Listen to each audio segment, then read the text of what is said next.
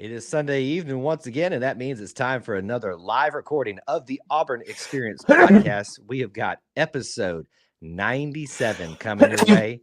We've got a lot to talk about with you today. Tons to talk about. Two main topics, Auburn potpourri all coming up here. We're going to talk some basketball, and of course, we'll keep talking about some football. All that's coming up right now.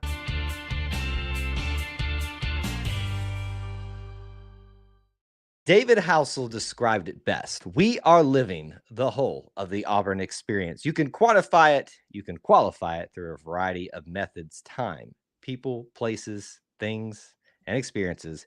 But at its heart and at its core, what we call the Auburn experience is all about Auburn sports, Auburn culture, and everything else Auburn family stuff. To talk about all that, you got to have members of that family unit here. I'm one of your hosts, Kyle Loomis. Alongside me, as always, is Mr. Austin Scott. Welcome to episode 97, Mr. Scott.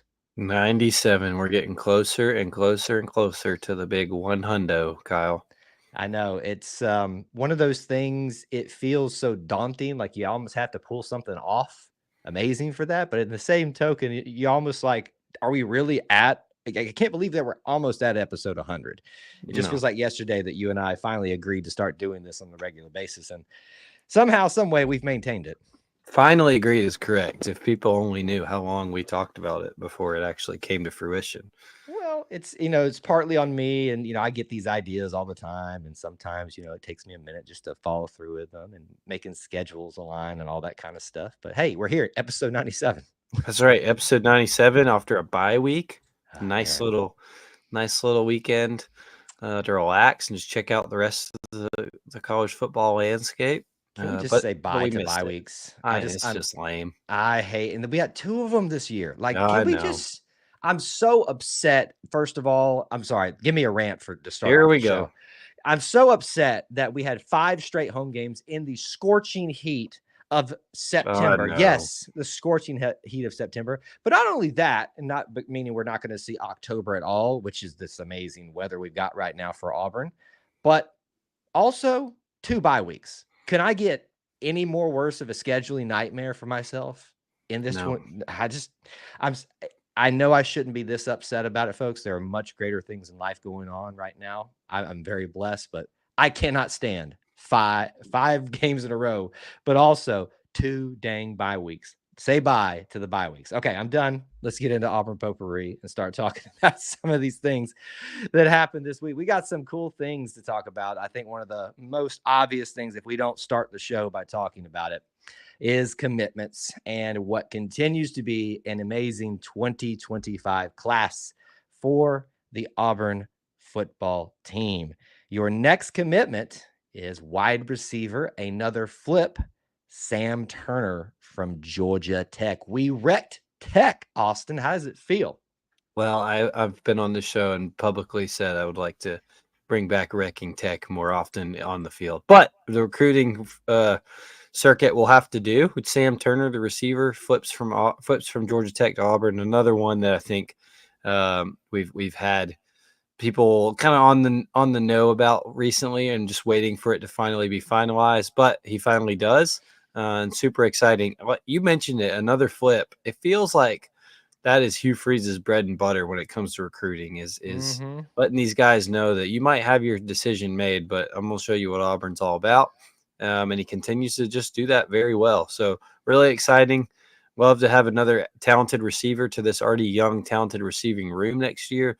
And it'll be pretty interesting to see maybe who the next flip is. Yeah, and I think a lot of times people will not get super excited about a particular commit, because we're talking about the Freeze 4 that just arrived here and all of the hype that was around that.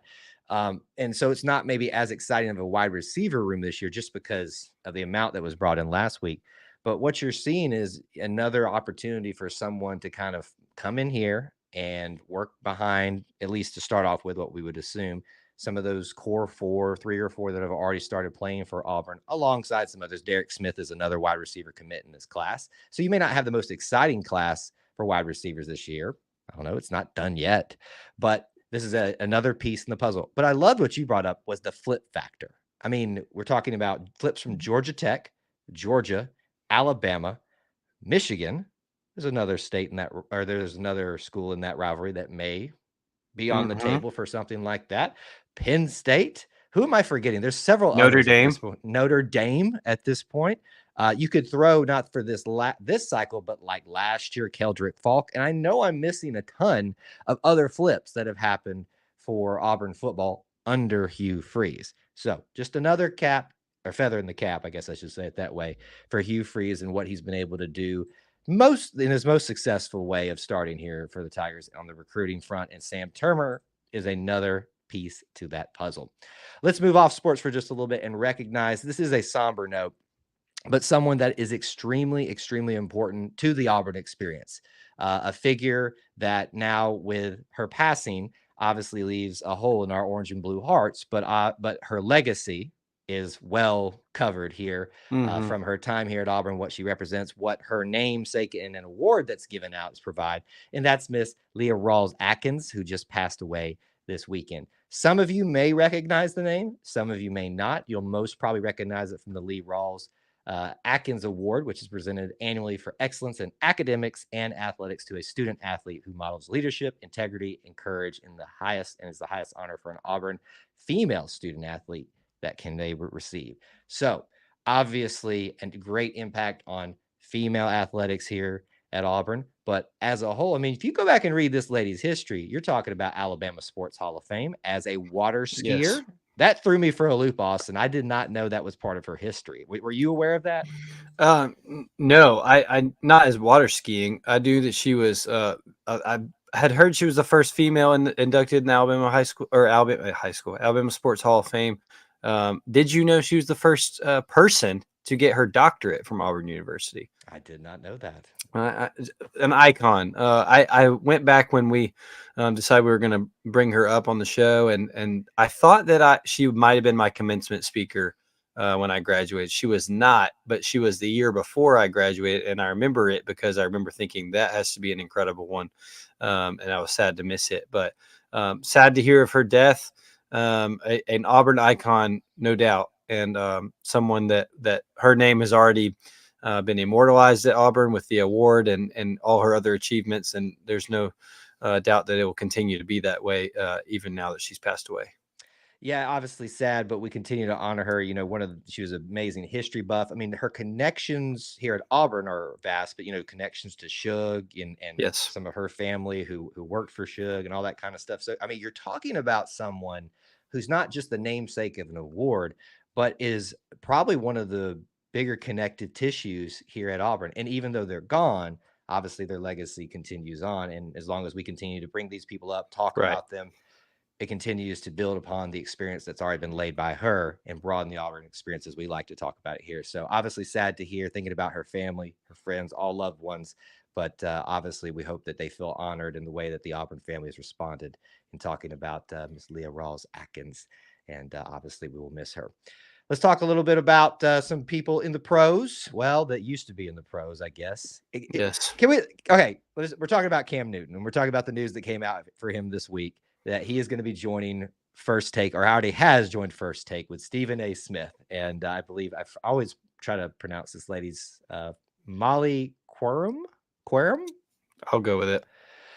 Who is the host of First Take, and he is announced to be joining and has joined that crew as a commentator going forward. So are we talking about Cam is officially now done with the NFL? Is this what it sounds like? Yeah, I think so. I'm not sure he's going to announce his official retirement anytime soon, but I think Cam is probably, if he's headed to the TV circuit, that's usually one of the first indicators. I'm not super familiar with First Take. I don't normally watch it. It's normally on during the workday for one, but also it just tends to have some very eccentric personalities and lots of loud arguments. And I think, hey, look, Cam's going to fit in great. So good for him. And it might make me tune in a little more now to see Cam on there, but I think he'll fit in well. Look, Cam was made for entertainment from the minute we all saw him versus Arkansas State. So this has been his destiny for a while. And I'm excited to see what all he does with ESPN. I'm sure that they will benefit greatly from his time on air.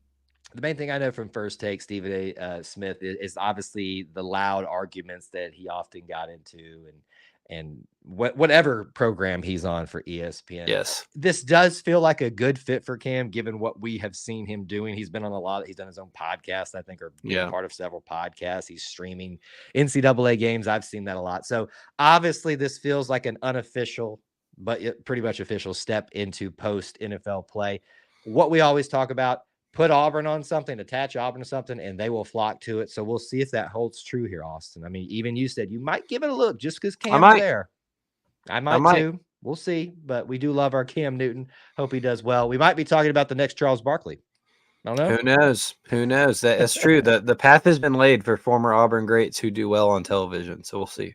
We obviously will see with that. I want to do a quick note on our baseball program, not necessarily the team this year, although they have entered fall ball. They put out a graphic this week that we want to share here because I think it's important to bring this up, especially after you have a season like last year. If you look on this graphic here, for those of you that are listening to the audio podcast, obviously, I'm sorry, I can read some of it off for you, but it's laying out 11 big leaguers that played in the MLB in 2024 who were former Auburn players. That cannot be stated enough, folks. So you had a rough year the previous season. But look who Auburn's been putting to league. Ryan Bliss, Garrett Cooper, Davis Daniel, Richard Fitz, Bailey Horn, Edouard Julian, Casey Mize, Josh Palacios, Daniel Robert, Keegan Thompson, and Trey Winginter. And Austin, you and I have actually been talking about these guys a lot when they got their first opportunities this year. Right. I mean, some of these have been there once before or been there for a while, but a lot of these, they got their first shots this year.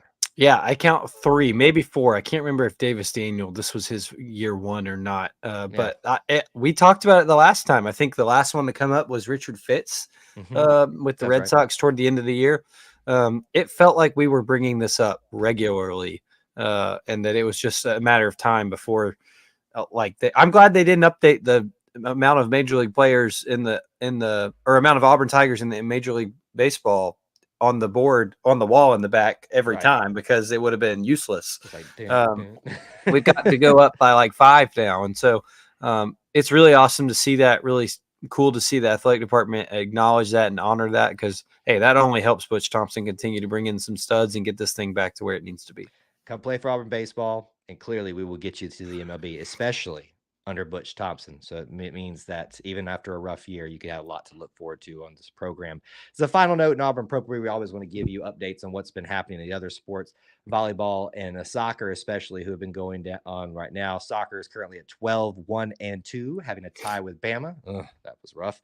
And getting a win at Tennessee. Volleyball getting a win at Mississippi State, bringing them to 14-2, both having great seasons. And of course, fall ball started for baseball, softball, whether that really counts, scores or otherwise, is a little bit up in the air, but they played Florida State and Pensacola, that being baseball, and several teams for softball.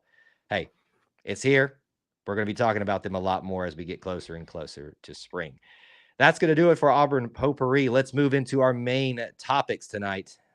We're in a bye week. And as I went on my rant a little bit earlier, Austin, I know I'm going to not do it again for this segment, but I'm tired of buys. But it does give us an opportunity to sit back, assess, maybe grade how we've been doing as an Auburn football program in 2024. I'm putting you on the spot, and you and I talked pre-show about this. There's no real set agenda for this or anything. Yeah, folks, I know very little about what's about to happen. I just want to go put that I'll be honest with you. I don't either. I've tried to look, I'll just pull the curtain back. As a producer, in a sense, for the show, I try to kind of set the guardrails up for myself mainly, but so Austin knows kind of where we're heading. And I just told him, I was like, look, I know I want to talk about this. I just don't know how I want to talk about it. So this could go wild. I want to start with this, Austin. We have played 6 games in the football season. We're mid-season. Right. Perfect timing for a bye week if you got to have it. I won't do my rant again. Well, we're having another one. Do you remember that? Just stop. Don't. We're going to have another one like in a few weeks, Kyle. So where's that one perfect for? If you're watching, the redness on my face is not from the lights. It's from Austin getting my blood pressure going again about 2 bye weeks in the season. We are sitting at midseason. If you had to put one word to describe 2 and 4 for Auburn football to start this season, what would it be?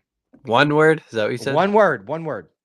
How about I'll give you one or two, so a phrase. No, I mean, I'll stick with one. It's disappointing. There's no, I don't think that you can really say it's not. That's an easy word to use for it, but it's disappointing. We all thought that Auburn had the potential, and they do have the Yep. potential, but we all thought Auburn would put it together um, to not be anywhere near 2-4 this year so far. I think that most had, whether you were honest with yourself or not, there were expectations that were higher than this Oh yeah. at this point in the The season. the opposite of this. Yes, right. Yeah, I think many expected at least 4-2, and so it's incredibly unfortunate, and not where this program should be. Um, but if I had to make the phrase, I think you have choose to look at it as disappointing, but there's signs of optimism there. Sure. There are signs that show that this program looks like the youth in it could be helping it get back on track. It looks like that the right people have good intentions. That all the things just need to work together, and that's probably the most frustrating part, which is probably another word you could use. So 2-4 is disappointing, frustrating, but I really struggle to see the viewpoint of the people that think that it is where, I don't know. I can't think of the word of what those people would say, but it's not as bad as it might appear, if that makes sense. Yeah, I think records, and I think more so the reaction is a reflection of other people's inability to cull themselves and ask hard questions about, am I just buying into hype, or am I actually looking at where this program found itself because of its own Yeah, decisions over the absolutely. last 4 years? I won't go into it again. It's right there for everybody to see. You can't argue with it anymore. But frustrating was what I was gonna say, and I know those are two kind of very just generic, boring phrases, but I mean, frustrating, and you said, again, Disappointing. disappointing. I think struggling, like, and Yeah, not struggle in a sense that, this team isn't capable of more, but just struggling to find what to make things line up. You look at this team statistically, offensively, and you see some of these things. At least going into the Georgia game, we were still leading the country with 10 players have 10 passing touchdowns to 10 right. different players. Explosive play statistics out the wazoo, all these things, and yet we can't win more than 2 games. Is it as simple, Austin, as turnovers and third downs? Is it that simple? Yeah, it certainly feels like it, right? I think I understand the argument of throwing quarterback play in there, and that goes into turnovers, but Right. the decision making is probably a broader topic. I think you could throw in there, That's a good one. whether it's coaching or players making decisions or things like that. I think you can lump all that in there, but everybody being on the same page in that decision making has been the biggest thing to me, and I think that bleeds into all those other areas you mentioned. So, look, I think the biggest thing that you have to be able to take away from as college football season as a whole is that it is wide open, and I Oh don't man. think I really have a issue with people saying, well, this team's not winning another game this year. This team's only winning one more game this year. I don't. That might happen. I'm not saying that it won't. That might happen, Yeah. but I don't think you can be as certain about that given the state of college football this year. With people lining up each weekend, not knowing who's winning, and Yeah. people, the landscape seems to have leveled out a bit. So, and what fun is it to act like that and go into the rest of the season like that when we all moan and groan for 9 months about wishing it was back? So Right. it's just, Right. I'm about to get on my rant. We don't need another one of these. Look, you might say it's a good time, a good college football season to, anchor yourself and not be so cocky about things. I mean, there's opportunities to Sir, learn, and well said. you know, just throwing that out there for anybody that wants to listen to that. So maybe let's talk about grades. I went back and forth whether we want to grade Oh half a man. season or something like that, but I think it maybe helps put us talk about this a little bit more. Let's do the bad one. We know we're going to have bad grades for this area, or at least I assume we will for the most part. The offense. Let's grade the offense. I mean, are you doing thumbs up, thumbs down, no Hey, grades? Is the that what you're E2C lifers know it. Is that all we're given right there? No, Yeah, no. I'm gonna say I'll give explanation. I think it's two. 2 thumbs down for me. I think you could say 1.5 if I was physically able to do it.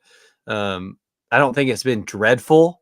Like you have to show the signs to me of like now they've beat the opponents they're supposed to beat, right? And you Yeah. could say that maybe they were supposed to beat Cal or they were supposed to beat Arkansas. Arkansas, but I think that overall everyone would agree it's been disappointing. But I think that all goes back to what I was just saying about that everybody needs to be on the same page. Decision making has been bad, turnovers have been bad, and I think that we've shown progress, very very small, but there's progress going there that you have to hope maybe toward the back half of the season all comes together and Auburn can do some Auburn magic like they're used to. Yeah. I would probably give it, if we're going to do the thumbs, I'm going to give it like a sideways thumb because I don't think you can ignore the statistics. And I don't think you can also ignore the reality of this. I mean, both those things have a place in this. The reality is Auburn has lost 4 of its 6 games, largely, I think, Mm-hmm. at least half of deficiencies in the offensive area, strictly around turnovers. Yes, quarterback play is lumped in that. We're not forgetting that, folks. But if you're also ignoring the fact that running backs have dropped the ball a ridiculous amount to start off the season, and also like other situations of drop passes, missed routes, all those things, people being played when they're injured, Offensive all of that. line. So I think I can't even give it a thumbs down because the statistics are there. I'm like flat. I That's can't go fair. up. It's right here. You fit. I think that's the frustrating part about this for everybody. It's so clear what needs to be fixed. At least we Yeah. see it here. And I think that's what makes it hard to process. And I'll tattle on myself there because I just called out people who have unrealistic expectations, and maybe that alters where their viewpoints are at this point. I think I had high expectations for this offense with the recruiting that came in, with the first game putting 70 on somebody, and so that's probably alters my choice of thumbs down there more than anything. But it is what it is. I really struggle with people who say they don't see progress, and I think that there is obvious progress there, maybe minimal, but we'll see where it goes in the back half. If people say they don't see progress, that's them wanting their narrative and their thing that they That's right. complain about They constantly don't. to be true, That's so right. that they can say, I told you so on social media, but never to anybody's face. I'll leave it at that. All right. So there's offense. Defense. This one is hard for me to process because you've had a defense that has at times let down, but has also made great adjustments at times and has given a struggling offense in terms of completing what they've been doing outside of yardage and explosive plays, opportunities to be in the game and stay in the game. Correct. Especially over the last couple weeks, they played a Georgia team that I think at their place, really needing to come off a disappointing loss to Alabama, keeping them in check for the majority of the game. We talked about it. Some players that are really rising up that we've known for a while. Keldrick Falk, new players are starting to show up a lot too. Some mainstays there too. I mean, how do you? If you did it, thumbs up, thumbs down. What are we doing on defense? I'm giving the defense a thumbs up. I mean, I think like you said, they have been a unit that was overall that had a new coordinator and a bunch of new faces and had big question marks coming into the year. And like you said, they have kept Auburn's offense in the game despite having to play a lot more snaps than they should, and despite having to really pick up the slack that they didn't really give a lot off for. And so I think the fact that they've been able to do that, there's been a lot of bend don't break for this Auburn offense, and of course, or the Auburn defense, excuse me. Of course, at the end of the day, yes, they gave up more points than Auburn scored. So I get what you're saying, what you could say about, well, that's the 4 losses right there. But I think when you look at the total picture, they've done a lot better than people gave them credit for coming into the year, and have kept Auburn competitive in some of these games that have been heartbreakers for them. Yeah, they definitely have. Let's talk about special teams very briefly. And I know it's hard to also, everything's difficult this year. Struggling, right? That was one of the words we talked about. A year where your starting kicker's out, a phenom in a sense, it looks like, came in, had some good moments, had some struggle moments. He's also been put in some rough situations. Oscar Chapman is having a good year as typical, and he made probably one bad decision on a fake punt. But listen, we're kind of desperate in that game, so I'm not really holding that against him. He saw an opening and just didn't work out. It's one of those plays you go, if it works, you're brilliant. If it doesn't, you're stupid. Fumbles on punt returns. A couple of kick returns that could have been if Jeremiah Cobb gets one more block, or there's just a little bit room on the edge. I want to do a thumbs up here. My problem is I have been burned by drop punts on punt returns, but by experienced guys too much. And so for that alone, we've had some struggles. I've got to just give a flat thumb. Like I can't ignore the good, but I cannot go up this way. I'm a flat right here. Yeah, I feel similar. I think that, I think everybody is really thinking of Towns Magoo in this moment when special teams is so much more than just Towns, who has been put in a difficult situation of his own right with, walking on, thinking he's the hometown kids coming in thinking I get to learn behind a guy who didn't miss a field goal last year. And he's still 100%, folks. Correct. 100% okay. Knocking on wood. Sorry, go ahead. Just difficult situations. And so, yeah, I'm with you though. There's been a lot of mistakes that just specifically in the punt return game have not helped Auburn, and have just caused more of that panic and fluster. However, I think that it's a good unit, and it's a good unit that can clean things up and help Auburn win. It's just a matter of making sure all those cogs and wheels are oiled right. It is. So whether you agree with our assessments or not, those are kind of how we feel. Talking a little bit at the start and giving you it turned into a thumbs up, thumbs down segment. Not really a grade, but more of a do we approve or not. How many people remember that, Kyle? Oh man, listen, it can't be that many. If you've been around for a while, Austin with the thumbs up, thumbs down post football games. And I'm not saying it won't ever come back. Well, maybe, it might. Who knows? Who knows? We're just happy to have Austin here on the show talking about these things. So mid-season, first bye week, that's our assessment. We'll certainly have another one when this whole thing shake out and when that second bye week comes around, I'm sure too. So we'd love to hear your thoughts as well. Let's talk about our other major topic tonight. And we are inching closer and closer and closer to basketball season.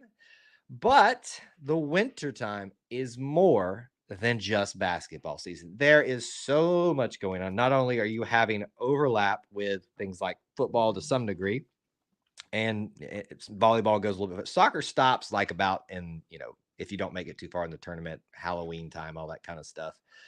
My point is this: there's a lot to look forward to. Men's basketball, women's basketball, gymnastics, equestrian has a little bit of a break in winter, but gets going again in the late part of the winter. You've also got swimming and diving, and then you'll have another overlap again as the winter starts to close down with softball, baseball, and all of that. The busiest time of year for ADs. So Austin and I got to talking about, we talk about the Auburn experience here. What would be some weekends that we would recommend for people, and how do you spend how do you spend those weekends during basketball season? Because let's be honest, that's our major focus here. But let me start with you, Austin, before we look at some of the weekends that we think you should know about and pay attention to as Auburn fans, out more than just basketball. But how do you spend a basketball weekend? Like, what does that look like for you? I know it's different than football, but any clue there? Yeah, well, it's usually colder, right? So and when basketball season rolls around, it tends to be colder. There's different game times, like football, but the atmosphere isn't quite like it is. Like it doesn't consume the whole town.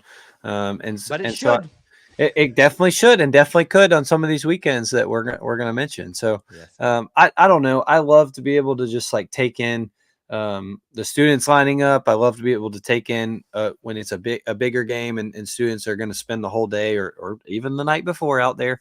I love to take all that in and see what all that looks like, because it's the basketball atmosphere has just become so rejuvenated since Bruce Pearl got here. And it's just something special about Auburn that we have not had, but for just a short amount of time. And when you look at the overall of the Auburn experience. So I don't know if there's like specific things that I do for basketball game days, just because that maybe there aren't things, and maybe there's things that we could brainstorm or create. But maybe there should be. I'll throw something out here before we get to looking at some of those weekends. I think we've mentioned it here. I know you and I have talked about this, at least to some degree.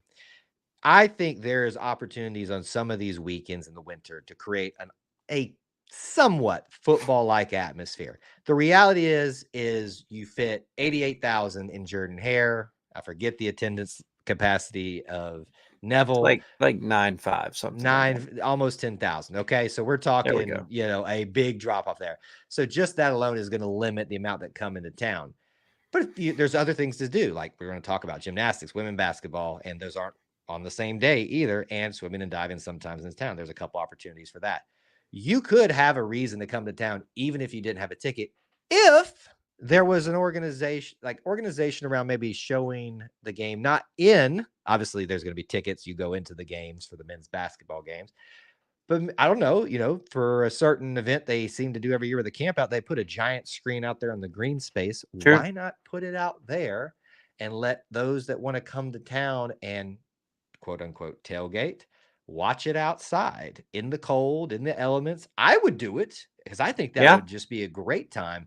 Because let's be honest, Bruce talks about it a lot. Tickets are expensive, man. Right. And single game tickets just went on sale and they went quick. And so, I mean, I think that's a great idea. That's the possibility of creating that atmosphere. It's kind of like these big NBA or NHL championship games when the team is sometimes in the arena or in the opposing team, and they just create watch parties. Yeah, I think you can create a watch party while the game's going on 100 yards away from you in Neville Arena. Let's take it a step further here, and I'm going to bring Bruce into this too. So, Bruce, I know you're probably not watching, but I'm going to say this for you. What if, because everything's got to make money these days, and I know that's the biggest thing, is if they can't monetize it, sometimes it's going to be you want people in the stadium. What if, because you're able to block off those walkways into that space pretty well, I would think. What if you can only come into that space for the game watch if you donate $5 to Outlive? Done.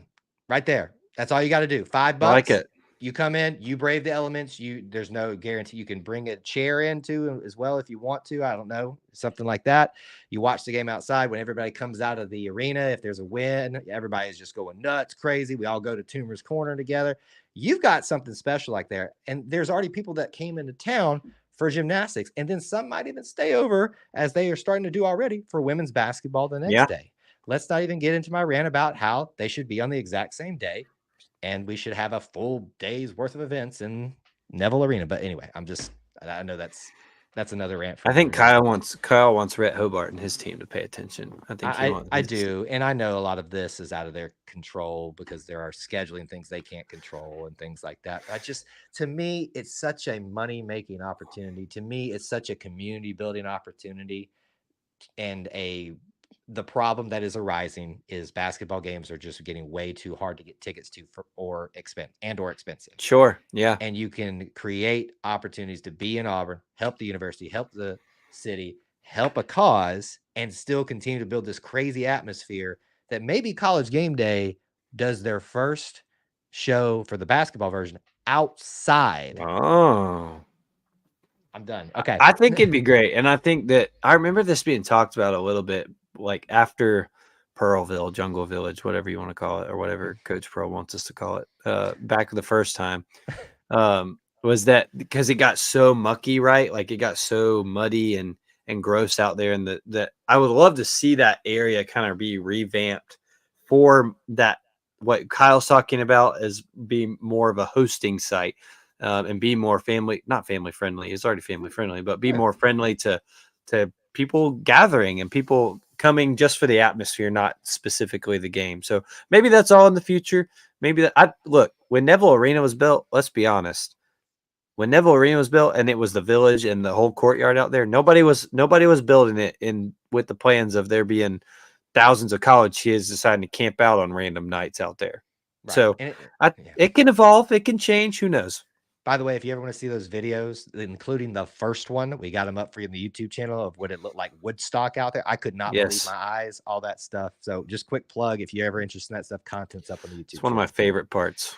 I love that stuff. All right, let's talk about a few of these weekends. These are not all the weekends for home games for basketball. Obviously, we're deciding, centralizing around that because let's just face it. We love all the things, but that's where people are mainly focused around. So the first one that I'm going to give you is in January, and it is going to be a men's basketball game versus Tennessee. which in my opinion, It's a will be big the one. most likely candidate for the camp out if they don't do it for the last game of the year versus Alabama. Which would be warmer weather. It would be warmer weather. Slightly, but I'm just going to throw that out there. It's Tennessee, it's Bruce, solid. All that be stuff. Pretty early. Would be pretty early. It'd be pretty early. But here's the other things that are happening on Thursday. Women's basketball. Excuse me, they're on the road. I forgot to do that one right there. You've got swimming and diving in town versus Alabama. That's good. Need I say more? Auburn versus Oregon State in gymnastics at Neville the night before that game. Wait, that's big deal. That's a big deal. Is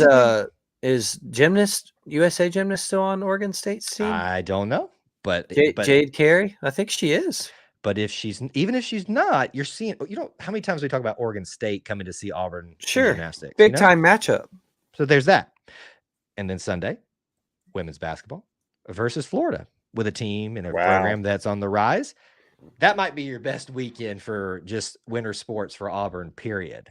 Just to be honest there. So you think it's too? You think it's too early for Pearlville with that? Remind me the date. That would be January the 20. All of that would be January the 24th, 25th, and 26th. Well, you know what? I say that saying it's too early, but I don't think it is because the second time was on my birthday, which is the 22nd. So that would be around the same time. So maybe not. I may be guessing a little bit too early, but I do tend to think that would be a really good option right there for you. All right, next one I have for you is actually not too far away from that weekend.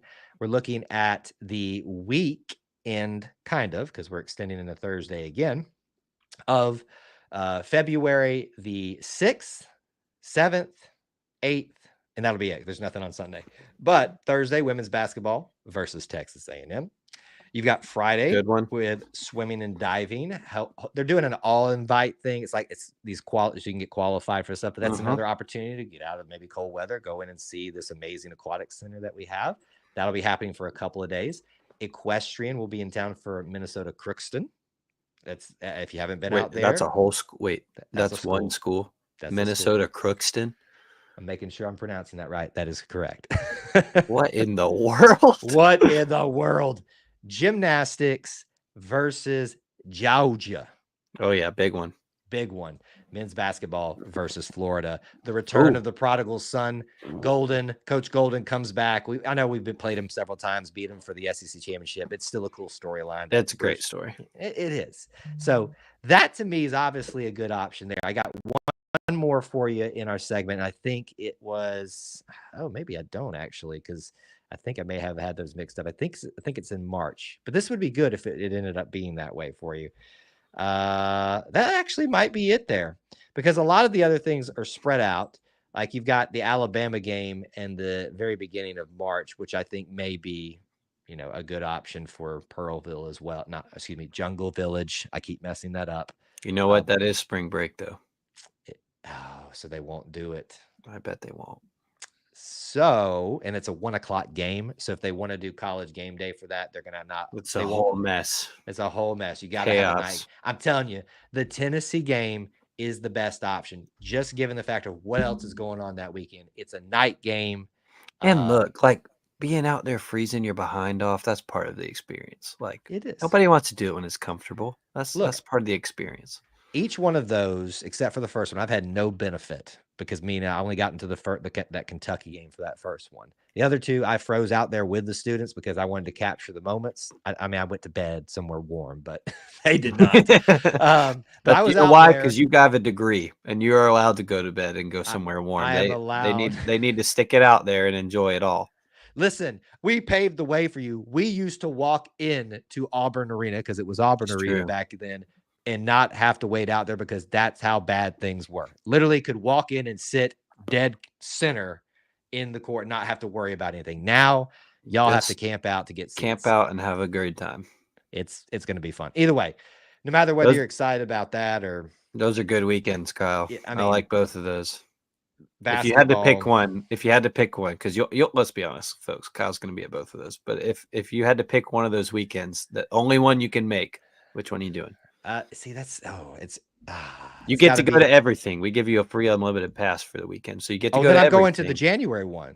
Then I'm Yeah, going that there's no doubt there whatsoever. And keep in I mind that think so swimming and too. diving is free because you got swimming and diving, you've got the gymnastics versus Oregon State potential Olympian there. You got men's She is. I basketball. looked it up. Oh, there you go. Men's basketball and women's basketball. Yeah, Friday, Saturday, Sunday taken care of. Boom.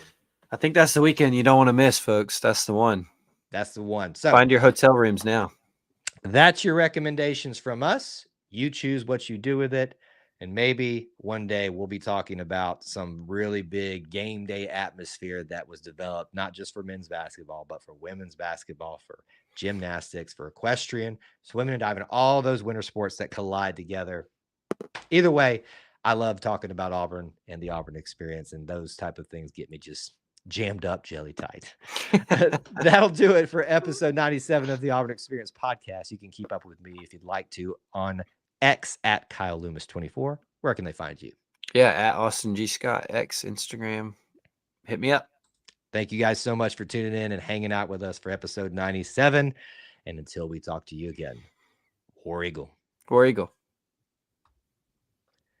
All right, folks, that is Sweet. the recording. Thank you guys so much for hanging out with us. I will do our Q&A for the rest of our time together, which is roughly around an hour. But Austin, any final words before you hand off into the abyss? The abyss. That's correct. I don't think so. I think I'm good. The abyss. I need to talk with you this week sometime, but we'll talk. Nothing. I mean, literally nothing. Okay. Of important notes at all. Just discussing. Okay. All right. Now I'm intrigued. Now you're all intrigued, and there's no reason to be. Okay. But it's such a cryptic thing to do to me while I'm stuck here and having to talk to these people. I'm kidding.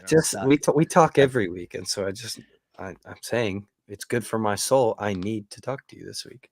Sounds good. That work for you? That will work for me. And okay, good. We didn't even mention this, by the way. Tip off at Tombers. Will I see you there or no? Probably not. The whole it. Well, I'm not. It's a great event. I want to say that first and foremost. I love this event, but I think it is more geared toward the college students, adults. And it's a bit later than I think I'm going to be able to make it for. We have a men's church event that night too. Yep.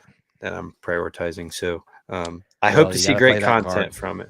But I hope to see great content from it. I know we will if I follow the E2C Network on Twitter and Instagram. But it's always a really cool event. Something like we talk about maybe revamping the courtyard for something to totally redo how Auburn looks at its athletics. That is Tip Off at Tumors. Bruce Pearl did that, and so it is awesome that we still do that, and no one else in the country does something like it. So I know. Hope a lot of people get to go. All right, man. Thanks for hanging out tonight. All right, War Eagle. War Eagle to you too. All right, folks, you're stuck with me for the rest of the evening. Stick around. I can take some questions, comments. I can look back through there and see if there's anything that we didn't talk about that may be worth it. We'll see. So obviously you guys drop some things now. Let me go ahead and do the normal spiel that we do here every single night, is give you a look ahead as to what we've got coming up. I've got cue cards for some things. I thought I had them more prepared for you, but apparently not so. I had a little bit of a lazy weekend, so it was nice because it was a bye week, right? But anyway, our next scheduled live stream will be this Wednesday evening. We've got our Auburn Family Night stream. Doesn't look like that thing wants to load for me now, so we won't be able to show it to you. But anyway, this Wednesday at 8 p.m. Eastern time, join us for our live call-in show. We'll talk about anything and everything Auburn. We will do a Thursday night preview show for Auburn versus Missouri, an early game next Saturday. And of course, we will do a post-game show live from here in studio. And we will also do this again next Sunday at 9 Eastern time. Now, the plan is to be in Auburn this Thursday for a day trip. So you can expect some content from there. If you're part of our Conquer Club at the the Eagle tier level, you'll get some exclusive updates there for those of you that follow us and support us in that way. That's a good thing to keep in mind for this week. But Lots of other content coming out throughout the week. Follow, subscribe everywhere that you can, including here. And we appreciate you guys doing that for us. All right, Q&A. Let's do this thing. What do we got talking about here? Let's see. Little basketball in the afternoon and a little gymnastics in the evening. I'm in. I don't know that I think I may have misspoke a little bit. I think that women's basketball and men's basketball should play on the same day against the same team. Limits your travel cost because, well, I shouldn't say limits. It makes it easier because you're not traveling on separate days. You can do the same company and all that kind of stuff. It's what high schools do, and I think it works really well, frankly. And I think there's an argument to be had there, and I've had this with someone in particular about they would like for women's basketball to stand on its own, and I think it can. But I also think that if you make things easier, it makes the environment even better. I don't know. There's a bigger debate to be had around that. I think it would really work.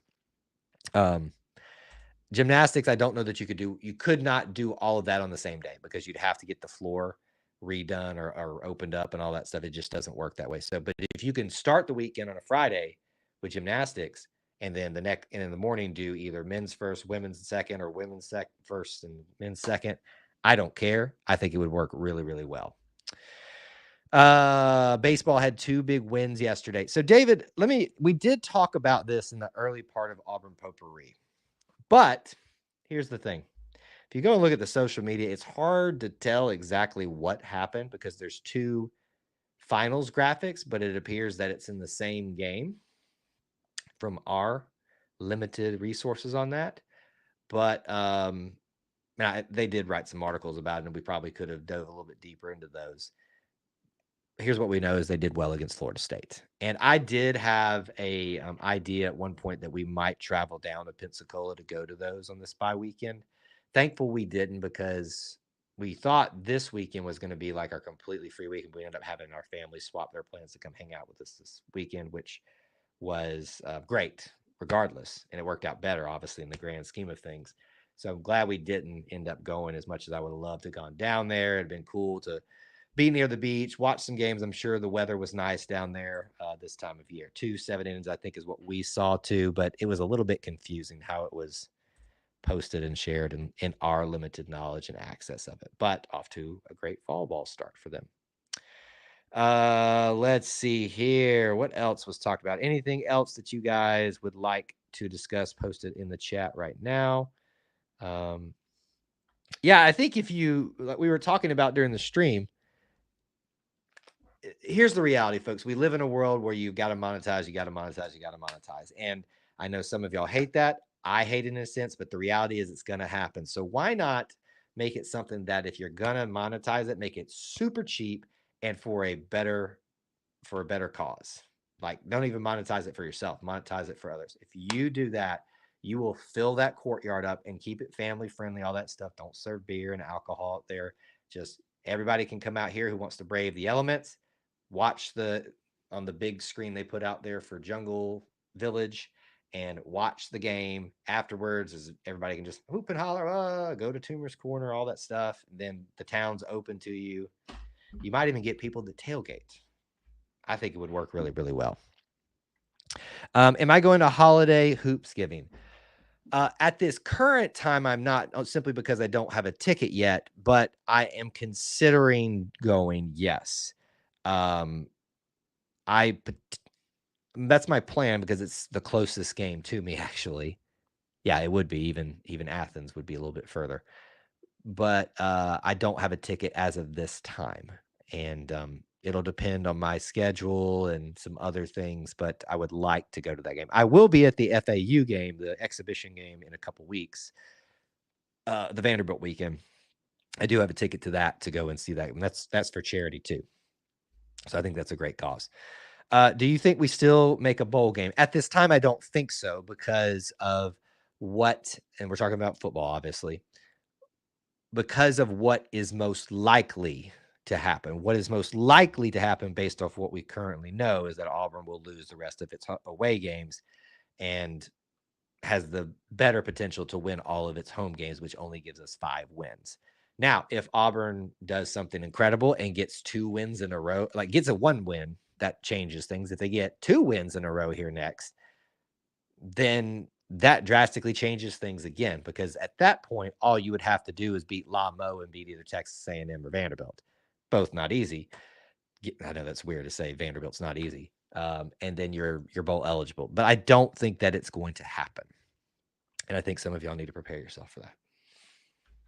Just to be honest with you, I think some people haven't rationalized, thought through that, wrestled with it enough.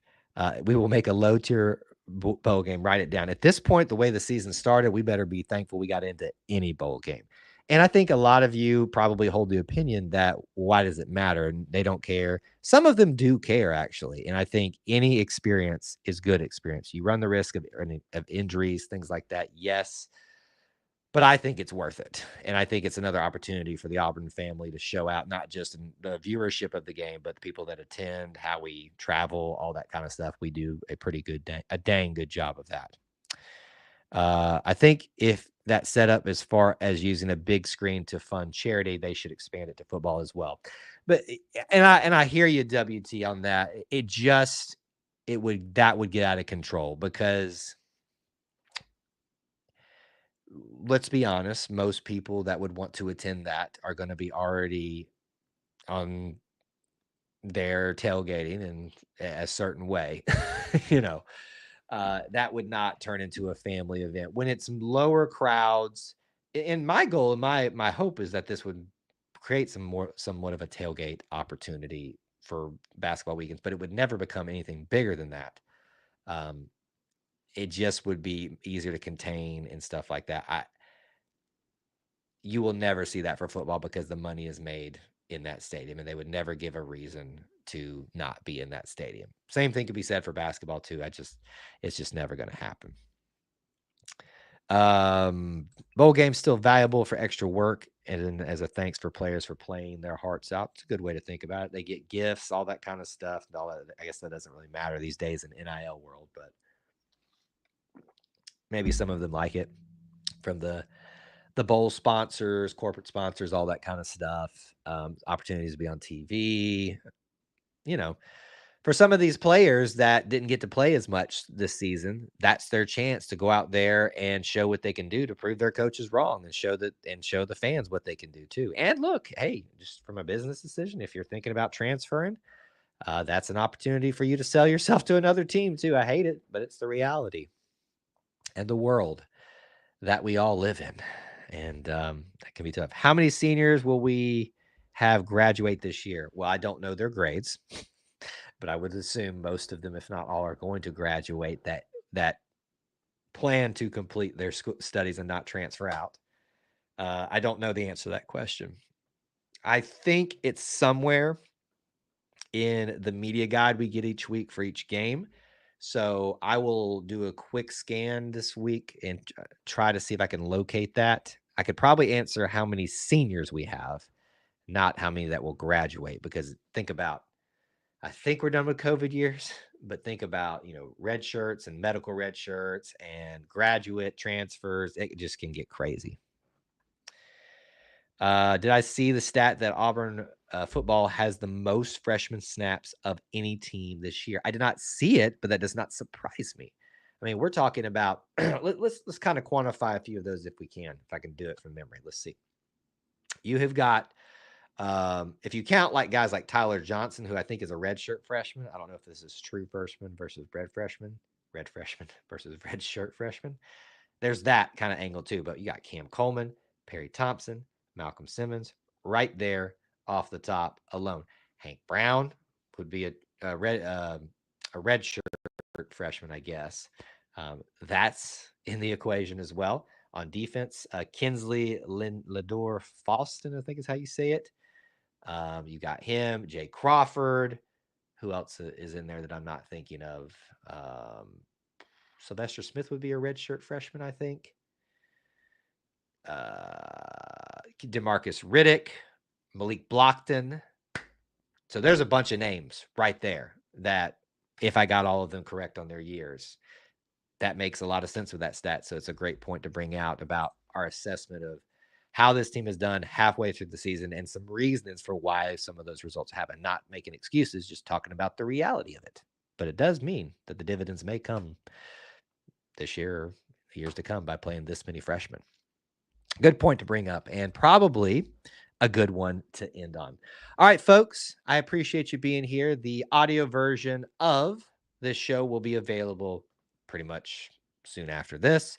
Thank you guys for watching our live recording and staying for the Q&A. As always, please smash the like button if you haven't. Please subscribe if you haven't, and all those other good things. And if you, I know that a lot of you are here for that. If you can download the main show and just play it in the background, see if you miss something in the show. It does help the show out in that regard, and the audio version too. You guys are the best little family within the Auburn family, and I appreciate you so much. Until I talk to you again, War Eagle.